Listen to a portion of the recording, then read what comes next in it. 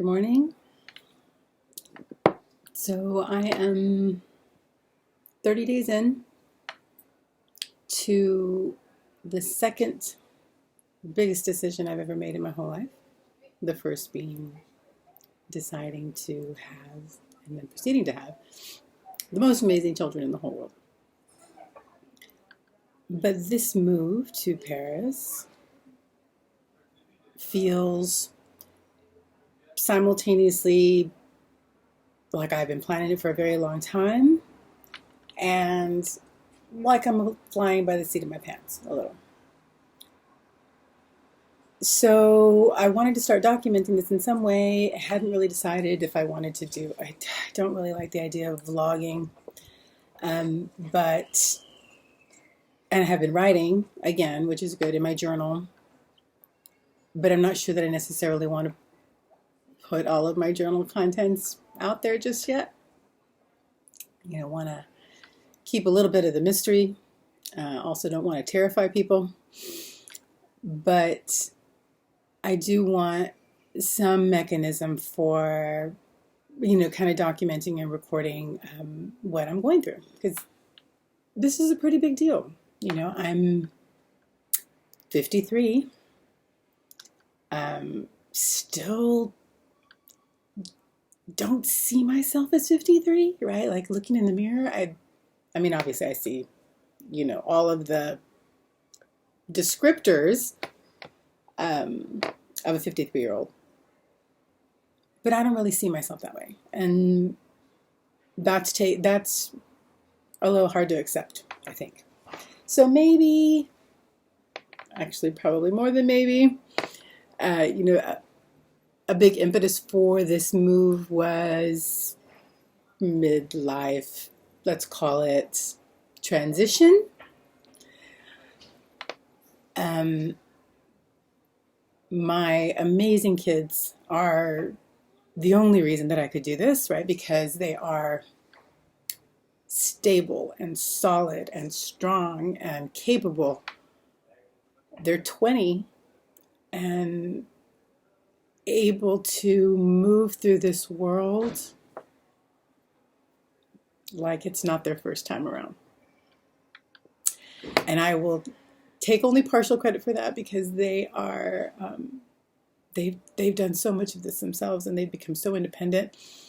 And I'm not going to cry because I'm a really ugly crier. Like my nose gets all red and puffy, and I hate that about the crying, because I would like to be one of those really beautiful criers, like just a little teardrop drips down, very dramatically. And but no, that's not me. So I need to stop myself from getting emotional. And that's really hard to do with them so far away right now. So I know there's a ton of questions about, like, why am I doing this? Why did I pick Paris? How could I abandon my children? Right? Like, trust me, those things are going through my head on a daily basis. But I think part of this process is figuring all of that out and starting fresh and starting new.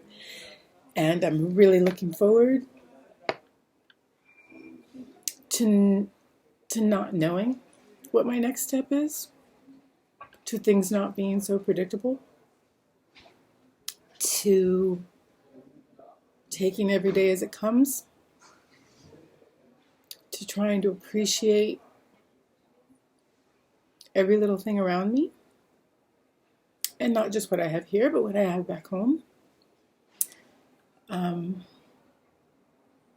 Trying to make the most out of these years that we've been given and blessed with, that I feel that maybe I haven't done a great job of making the most out of this life. So, God dang it.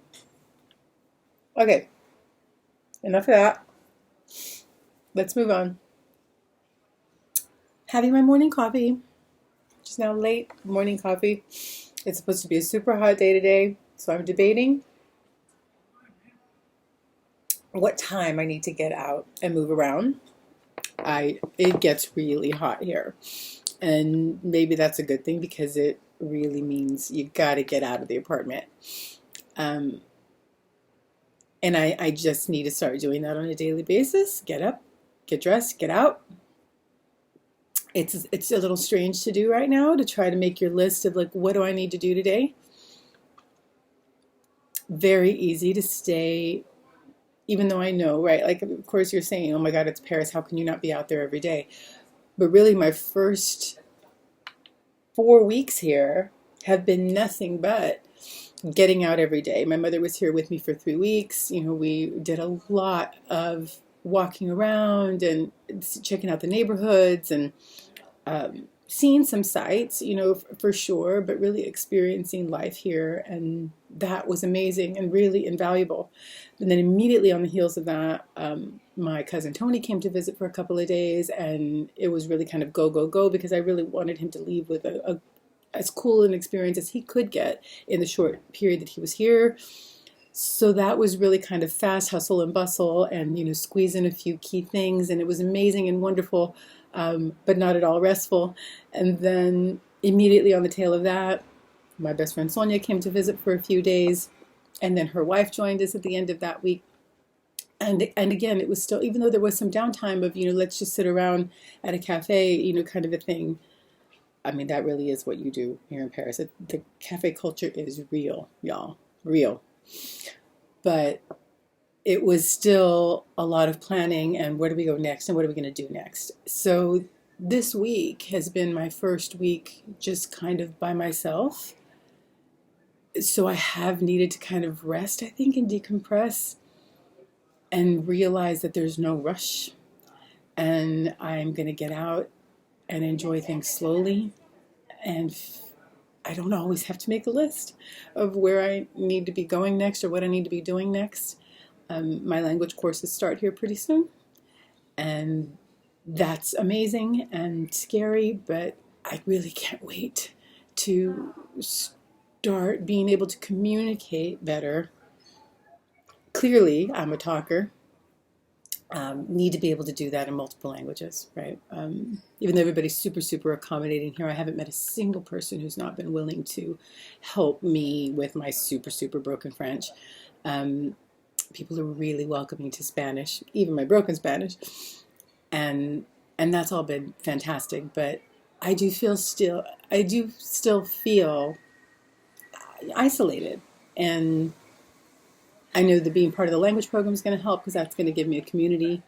There are a number of expat communities that you can get involved in. I just don't know that that's the direction that I want to go in. I'm not sure that I want to surround myself with Americans. That wasn't the point of this move. So what is the point of this move, right? Yeah, okay, we'll come back to that probably many, many, many, many more episodes to come, or whatever you call these. In the meantime, I have a lot to learn. I have a lot to share. Not the least of which that my breakfasts in Paris have changed. So this morning, I'm having apples and cheese, which I would normally do. I would normally have breakfast. But I am realizing now that I've got to have a little something before I get out walking, because it takes no time at all to freaking hit 10,000 steps, which is wonderful. And also one of the reasons that I moved to Paris, to lose weight. Who moves to Paris to lose weight when one of their key ingredients and everything is butter? But, and oh my God, the croissants. We'll come back to that one later. But walking, and being in a walkable area, like that was really kind of key. And I love doing it, but once you get out of the apartment for the day, you're out for the day, and you're out for hours, and you do have to fuel up, and it gets really expensive if you have to stop every, few hours to sit and absorb a cafe and the amazing food and the amazing coffee. Surprisingly amazing coffee, and the little aperitifs, in the afternoon. It gets quite expensive, so you can't really do that every day. Got to take it slow. I've got no income right now. That's a whole other story. We'll come back to that one later. But for now, this is the beginning of something. I'm going to need to name it. I need a name for this journey. I'll come back to that one. I gotta think on that one a little bit more. But in the meantime, welcome to my new adventure. Cheers.